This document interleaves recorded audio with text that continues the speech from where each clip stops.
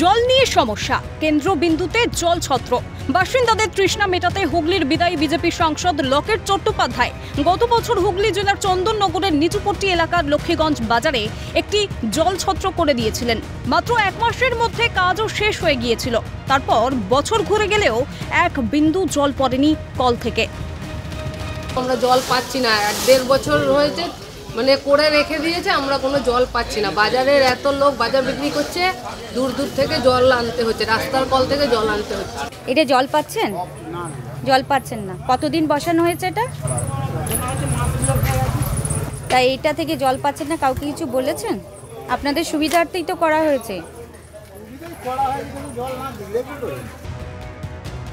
কিন্তু কেন জল দেওয়া হয়নি, পুরসভাকে কি জানানো হয়েছিল? রাজনীতির অঙ্কেই ছত্রের জলের সংযোগ অমিল। জল ছত্রটা করা হয়েছে, থেকে আপনারা জল পান? না না না না না, ওটা ওই করেই রেখেছে। আচ্ছা, করেই রেখেছে। লোক দেখানো করে রেখেছে, কোনো কানেকশন নেই? নো কিচ্ছু নেই। ওসব লোক দেখানো, ভোট পুজো, আচ্ছা, সব রেডি আছে। এর জন্য কি আপনারা কাউকে জানিয়েছিলেন? কাউকে জানিয়ে সব জানানো আছে, জানাতে হয় না, সব চোখ আছে, বাজার বলে কথা।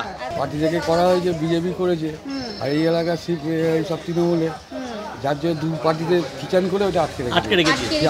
আমার নাম হবে, এই পার্টির নাম হবে, হ্যাঁ, তাহলে আমরা করতে দেবো না। তাহলে রাজনীতির অঙ্ক দেখছে বিজেপিও।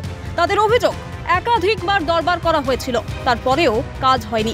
এরকম ভাবে আরো অনেক কাজই বিজেপির সাংসদের মঞ্জুর করা অর্থে করতে দেয়নি প্রশাসন। আমি বারংবার মেয়রের কাছে গিয়ে হাত জোর করে করজোর করে রিকোয়েস্ট করেছি যে স্যার অন্তত জনসাধারণের মুখের দিকে তাকিয়ে এই কানেকশানটা দিন, কারণ এখানে জলের প্রচণ্ড অসুবিধে। তিনি ততবার বলে গেছেন দেখছি করে এড়িয়ে গেছেন। শাসক দল কোনোভাবে আমাদের সাংসদকে কাজ করতে দিচ্ছে না, সাংসদ তহবিলের টাকা ইউটিলাইজ করতে দিচ্ছে না। এই যে চন্দননগর হাসপাতালে ডিজিটাল এক্সরের জন্য সাংসদ তহবিল থেকে টাকা দেওয়া হয়েছে, কিন্তু এখনও অবধি তারা সেই টাকা নিচ্ছে না এবং ডিজিটাল এক্সরেও চালু করছে না।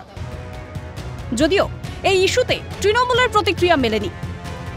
আদেও কি এই সমস্যা কতদিনে মিটবে, এখানকার বাজার বাসিন্দারা সেই চিন্তায় রয়েছেন। হুগলি থেকে কাকলি নস্করের রিপোর্ট, ক্যালকাটা নিউজ।